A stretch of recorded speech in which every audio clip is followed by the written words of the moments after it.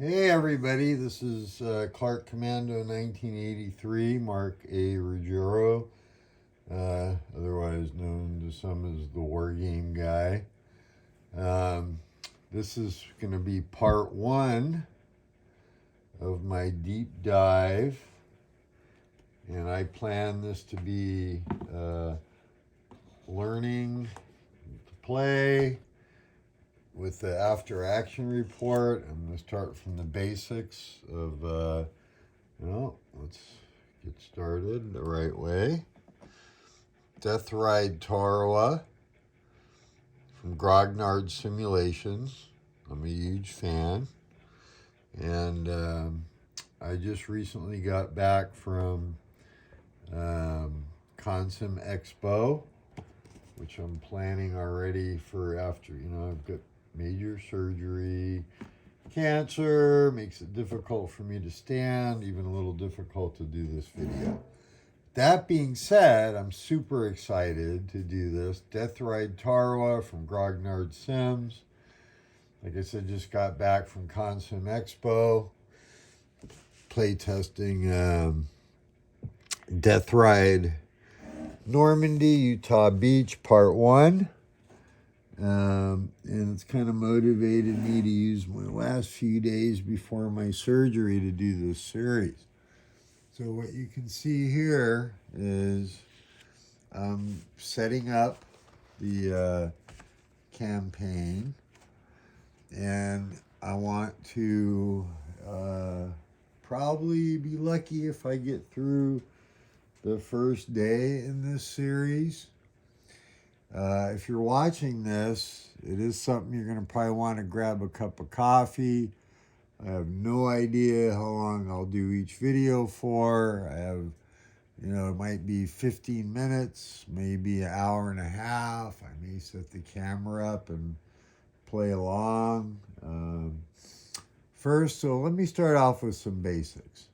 One thing that really attracted me to these games early on is Chris Fazzulo's passion for the games.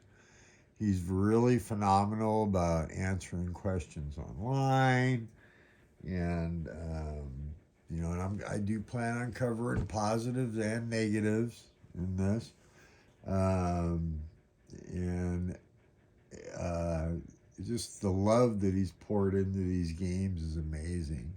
You can see by just looking at this little tiny piece of the map, the detail. So, I will go over each thing here in this video. I'm going to try to cover scale, what the units mean, and then, I'm starting to set up the campaign here with some of the guns that start out.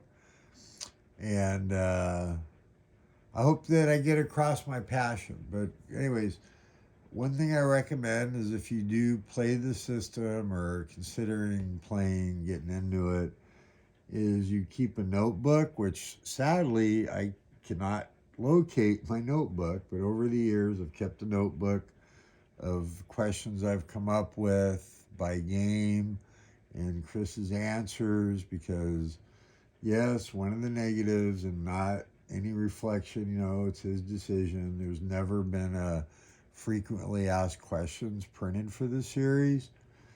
I do believe the series has evolved immensely over the years, from Halfia Pass and Ridge, which are a couple of the first games in the series, to the current Normandy. This is a release right before Normandy. And the rules have gotten better and clearer, and I'm going to say from the get-go, I'm a fan. So the system's not for everybody. But that being said, I do have maybe some rose-colored glasses on, but I love the details. And so anyways, Tarawa. So normally the scale of the system is 300 meters per hex. Platoon and Companies is, for all intents and purposes, Deathride's a platoon level game. So you can imagine how big Kursk and Normandy are. Thank goodness you can play them in pieces or parts. I own every title that Grognard Sims has done. Deathride, Incredible Courage, all their systems. But this is about Deathride. So I guess one of the first things, is, like you said, the scale here on Tarawa is 100 meters per hex. And it has a fairly detailed landing system. Not super hard. We'll go over that in a future video. Like I said, I plan to cover everything if I'm able. We'll see how far I get before my surgery. So the first thing is it uses standard 10-sided dice, where 0 is 10. A lot of die rolls are single dice. There may be some in this that are percentile, which of course you pick one die to be tens and one to be the hundreds. The units, it's a fairly math-intensive game, and nothing too difficult. Everybody's got calculators on their phones, and a lot of it becomes second nature once you started to play. But let's go over what the counters mean, the information on the counters, okay? So I'm going to pull up one of the nice colorful player aids here and show you that. Let me zoom this back out. If I can get back, there we go. So let's look here, and I apologize for the lighting. I'm not professional here. And in Normandy, it has changed but a little bit, but I'm not going to cover Normandy. This is about Tarawa. So at your top of each counter, you have a secondary, how many firepower it has, followed by a primary. That's the, let's see, I get a shadow behind me. It's wonderful, isn't it? Sorry about that. This is a secondary weapon factor of 5, primary of 5, that's its firepower, and then the number on the top far right is its defense. This is the 1st Platoon C Company. It's a tank unit. And the bottom numbers left to right are the range of the secondary, then the primary, then a movement factor, and you have different types of movement, tracked and wheeled, and then of course no color is leg.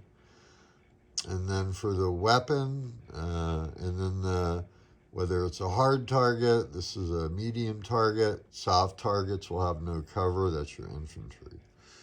Okay, so that's the basic unit. Stacking is, in normal Deathride, is 2 companies per hex. In Tarawa, it's 1 company per hex. A company is 3 platoons or all its components. So for example, I'm working on setting up the Japanese here. And this is, let's see if I can do this without dropping it. My fingers are numb. Makes it a little difficult. But for example, this is legal. It's 5 platoons, which normally would be a company and a half, but you're allowed to stack a company, and this is all 1 company. So is either 3 platoons or a company and all its components. Okay. I just dropped the counter, so bear with me, and I appreciate your patience. Thank goodness I'm out in my garage, which after my surgery I'll be converting to a full-blown with ping pong tables and bookshelves, to my monster gaming area. Long story short, live in California. I've had stuff stored out here for years, so we don't deal with humidity and whatnot, so I'm not too worried about storing part of my huge collection. Anyways, so back to the basics. You'll notice, and let's see here, let's zoom back in. So these are different types of guns. And you'll notice, I think you can see that at the top, they obviously have no movement ability um, and no secondary. They have a primary weapon with a range. And they're, again, like I said, various different caliber guns. I'm just starting setup, which I guess should naturally lead into the setup. I'm playing the campaign.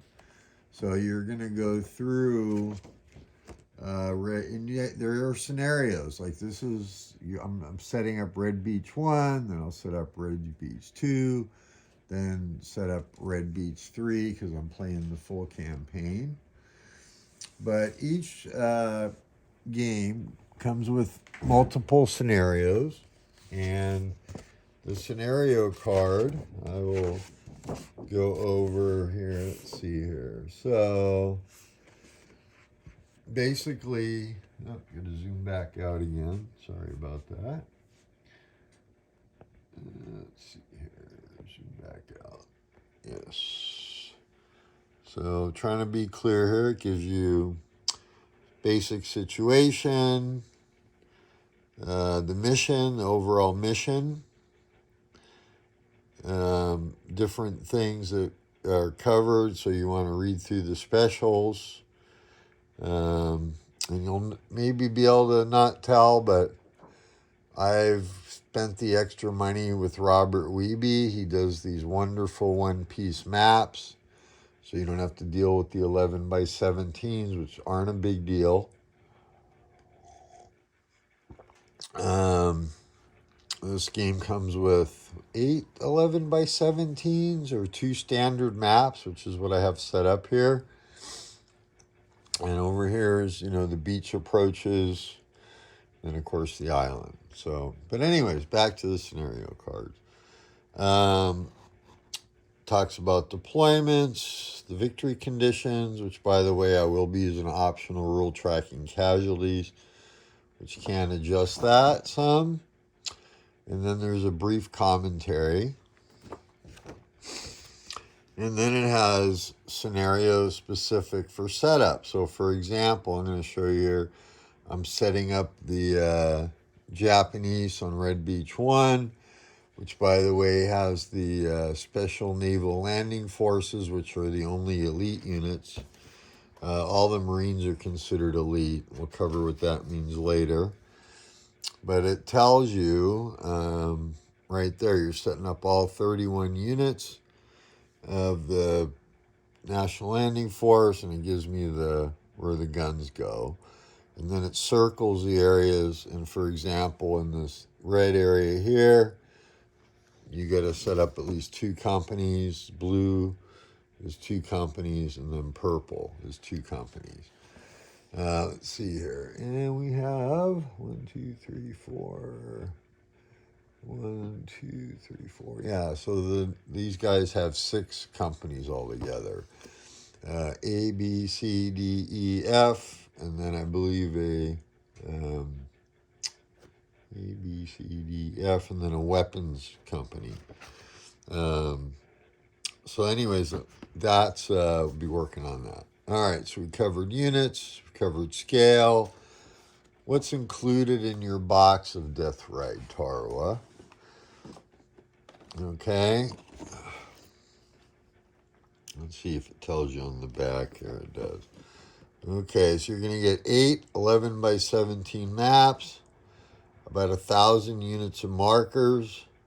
You get the master rulebook, and you also get a small rulebook supplement specific to Tarawa. And the 1,000 counters come in, let's see here, 5 counter sheets. And yes, I have some units that are unpunched, but they're day 2 and 3. But they're pretty clear printing. You got informationals that I'll be clipping and punching. And let me say, everything Grognard Sims, their games never go out of print. He doesn't do like on demand per se, but does print in batches. And the counters, you'll either, they're fairly well die cut, and I've seen people set it up without clipping or anything. I prefer to clip my counters. I think I do a fairly decent job, pretty lightly. Let's see. And I do use a OL. Sometimes, yes, I use a nail clipper. On this set, I used a nail clipper. So, but you can cut them out. A buddy of mine does with an X-Acto knife, etc. Okay, so the master rule book. One of the things I love about the system, you can play it at a very basic level. There's 4 different levels of complexity you can play at with these games. And let me see, at the introduction, you get a very nice spiral bound rule book, which I'm going to show you here in just a second. I just want to pull up the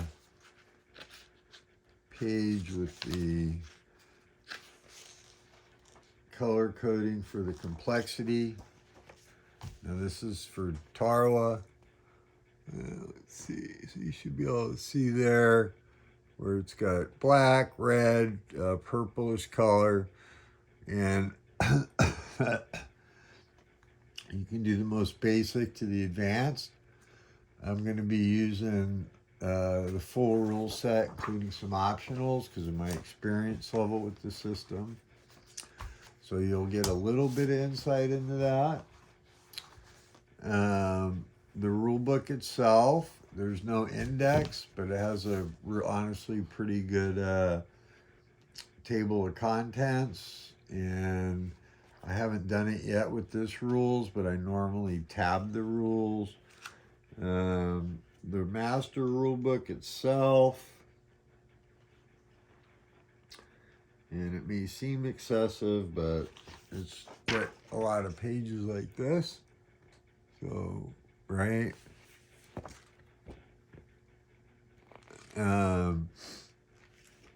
But it's 43 pages, and that includes optionals and lots of rules if you're just going to play the very basic that you don't need to use, like command control, which, by the way, for Deathride Tarawa, everybody's in supply and everybody's in command and control for the first day, so it makes it fairly easy.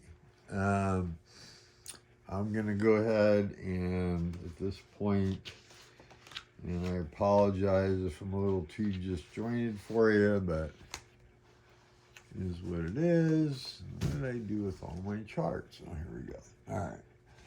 I'm over here. So, comes with a lot of nice colorful charts for fire combat, tracking casualties. Let's see. You can't see. I'm going to have to bring the camera over there in a minute. I'm going to go over the, comes with a nice terrain effects chart for movement and combat. We're going to have some fun when we get into the combat system for this. And I'll cover each chart as we go. I'll point out a couple things on the beaches, right? Everything's printed on this case on the map, but these are wire. Let's see if we can see. Are we zoomed in? No. Zoom in a little bit. There we go. Is it off camera? Yeah. Sorry about this. But you do have some mines over here. Let's see, you get the pier, right? Units. And I went over the units. I'm also going to go over, there are some fortifications that are going to get placed. So let's do this.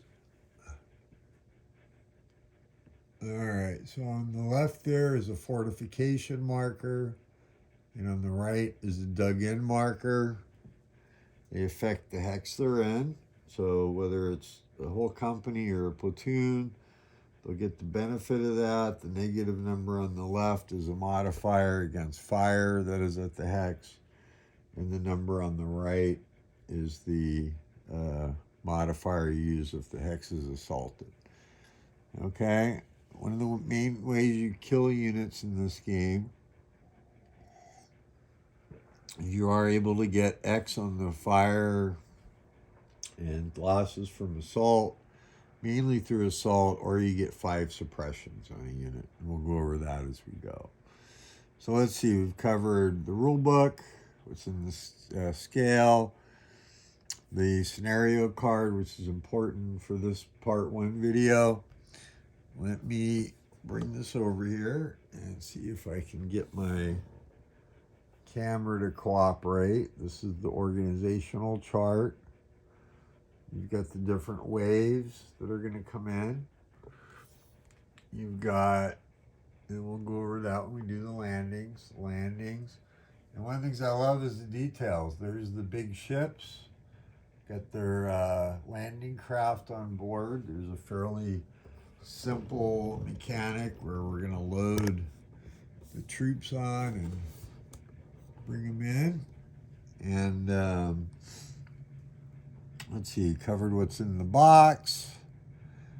And I think for video 1, this is a good start. So if I miss something, I'll cover it in video 2. If you have a comment or a like, I'd appreciate it. You watch this far, I would definitely appreciate the you to subscribe. Oh yeah, there's the casualty. That's optional rule I'll be using. It can, depending on what happens, adjust the adjust the victory conditions. Also have the naval support markers there. Help me not put a chart out. And I got the air units there for the each air counter there represents 4 aircraft. So I'll give you an idea of the scale.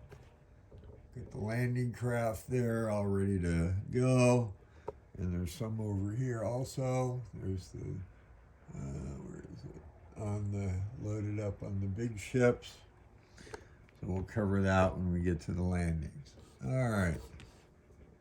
So that's it for now for video 1. Look for video 2 as soon as I can get to it. I'm going to work on setup, review the rules. I'm going to try to keep, and the turn scale is normally 2 hours per turn, but initially they're 40 minutes per turn. And this particular scenario starts at 0400, looks like, on November 20th, 1943. And that, there'll be some initial naval bombardment, airstrikes, which Army air units, or not Marine air units, can do 1 sortie per day.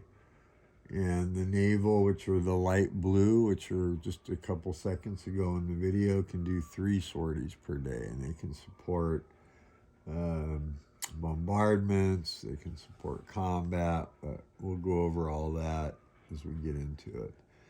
So for now, it's Mark Ruggiero, Clark Commando 1983. If you find this has some value for you, please like and subscribe. And we'll see you in part 2 of Learn to Play After Action Report, Grognard Sims Deathride Tarawa. Thanks for looking. Bye.